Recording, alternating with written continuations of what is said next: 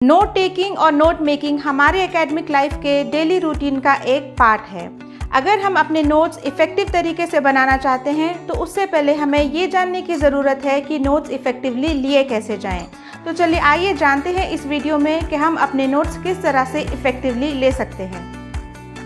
Hello everyone, welcome back to my channel. आज के इस वीडियो में हम बात करेंगे 4 effective ways of note making की, यानी कि जानेंगे 4 ऐसे मेथड्स के बारे में जिनकी मदद से हम अपने नोट्स बहुत ही इफ़ेक्टिव तरीके से ले सकते हैं।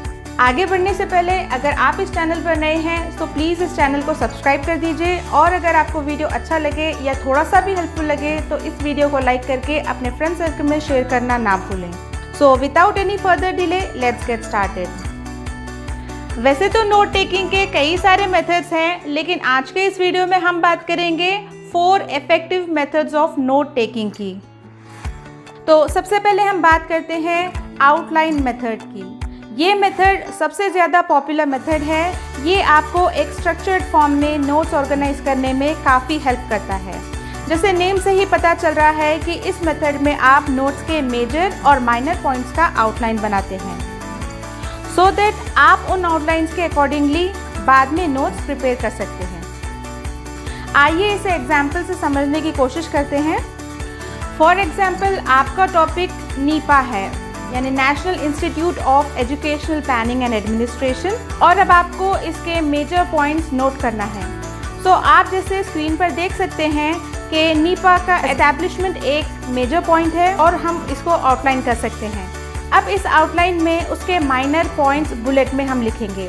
जैसे ये एस्टैब्लिश हुआ था 1962 में, और इनिशियली यूनेस्को के द्वारा इसका एस्टैब्लिशमेंट हुआ था, और इसका नेम उस टाइम पर regional centre for educational planners and administrators था।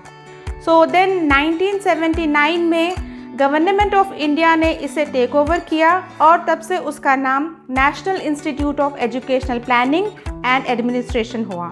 इसी में फिर हम बात करते हैं नीपा के ऑब्जेक्टिव्स की। सो ये भी एक मेजर पॉइंट्स है। सो इसके अंडर भी हम इसके जो मेजर ऑब्जेक्टिव्स है वो नोट कर सकते हैं। देन इसके फंक्शंस, ये एक मेजर पॉइंट है, और इसके भी हम माइनर पॉइंट्स यहाँ पर नोट कर सकते हैं। और साथ ही साथ नीपा के कौन कौन से डिपार्टमेंट्स हैं ये भी हम नोट कर सकते हैं। और इस तरह आप आउटलाइन मेथड यूज़ करके अपने नोट्स को ब्रीफ और कंसाइज वे में लिख सकते हैं। और नोट मेकिंग का जो सेकेंड मेथड है वो है mind mapping method. Again it is very effective method for note taking. इस मेथड में आप नोट्स लेते टाइम जो आपका टॉपिक है उसको आप पेज के सेंटर पर या फिर एक कॉर्नर में लिखते हो, और उससे रिलेटेड जितने भी डिटेल्स हैं, फैक्ट्स हैं, आइडियाज़ हैं, उसको आप उस टॉपिक से जोड़ते चले जाते हो। चलिए आइए इस मेथड को भी एक एग्जाम्पल से समझने की कोशिश करते हैं। सो फॉर एग्जाम्पल, आपका टॉपिक टेंसेस इन इंग्लिश है।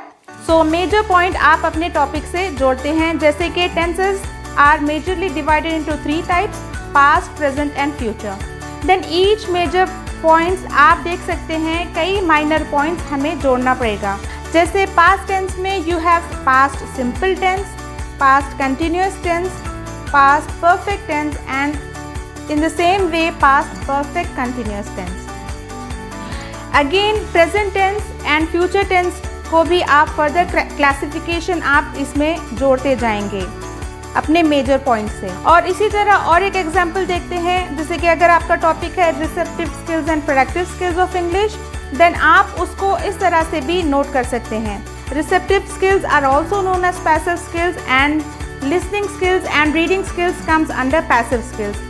And similarly when we talk about productive skills, these skills are also known as active skills, और speaking and writing comes under active skills.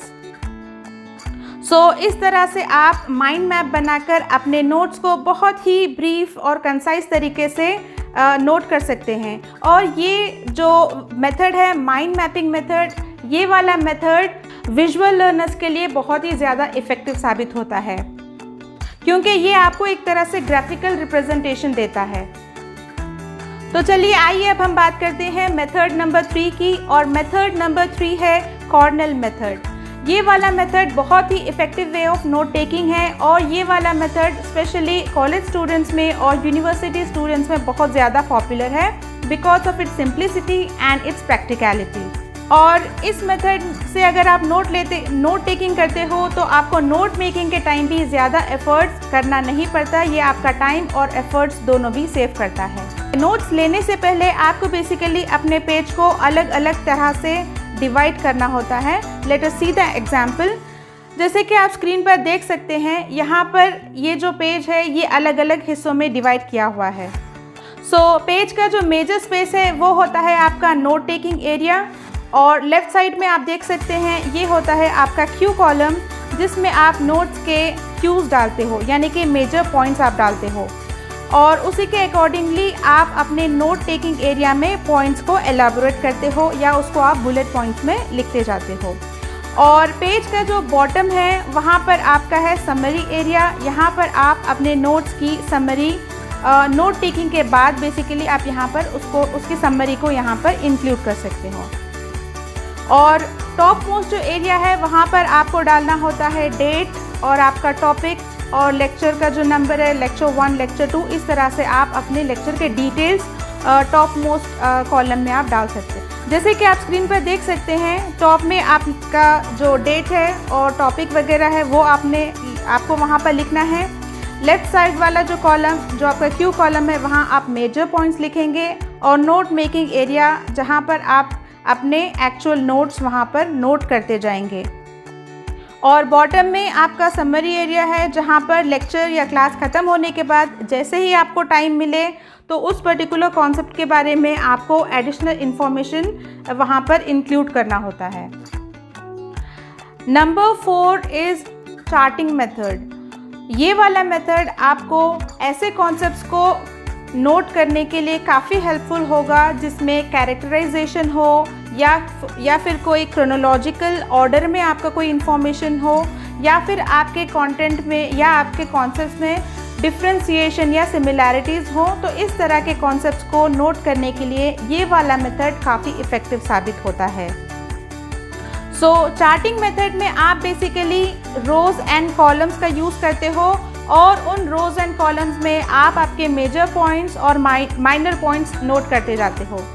ये काफ़ी इजी टू रिव्यू होता है at the time of note making. और अगर आप further notes नहीं भी उसमें डालते हो तो भी ये आपको मेजर पॉइंट्स क्विक रिव्यू करने के लिए काफ़ी हेल्प करता है। चलिए आइए इसको भी हम एक एग्जाम्पल से समझने की कोशिश करते हैं। यहाँ मान लीजिए कि आपका टॉपिक है difference between hearing and listening. अब इसमें आपको कई सारी चीज़ें इंक्लूड करनी होती हैं। अगर आप सिंपल पॉइंट्स में या बुलेट्स में अगर आप इसको लिखेंगे या फिर आउटलाइन वे में अगर लिखेंगे तो आपको इसमें काफ़ी ज़्यादा एफर्ट और टाइम लग जाता है। अगर आप यूज़ करते हो चार्टिंग मेथड तो आप इसको बहुत ही सिंप्लीफाइड वे में आप नोट्स ले सकते हो। जैसे कि आप देख रहे हैं कि इसमें कई सारे रोज़ हैं और कॉलम्स हैं। एक कॉलम में आप बेसिस फॉर कंपैरिजन लिख सकते हैं और अगले 2 कॉलम्स में उन दोनों कॉन्सेप्ट्स का कंपैरिजन आप नोट कर सकते हैं। This way it will be easy for you to remember the concept without much time और एफर्ट्स। चलिए आइए अब हम बात करते हैं कुछ ऐसे टिप्स की जो आप नोट टेकिंग के टाइम आपको बहुत ही ज़्यादा हेल्पफुल साबित होती हैं। Tip number 1, listen the lecture attentively. Full attention के साथ अपना लेक्चर या क्लास को आप सुने और डिस्ट्रैक्शंस अवॉइड करने की कोशिश करें। Number 2, look for the important cues. आपके टीचर या आपके लेक्चरर जिन पॉइंट्स पर ज़्यादा एम्फसाइज कर रहे हो उन पॉइंट्स को आप नोट करते चलें। या फिर समटाइम्स ऐसे होता है कि आपके टीचर या आपके लेक्चरर बोर्ड्स पर कई सारे पॉइंट्स नोट करते हैं, तो उन क्यूज़ को भी आप अपने नोट्स में इंक्लूड करना ना भूलें। Number 3, do not note down everything. यानी कि लेक्चर के दौरान जो टीचर्स एक्सप्लेन कर रहे हैं वो सारा इन्फॉर्मेशन आपके लिए नोट करना ज़रूरी नहीं है।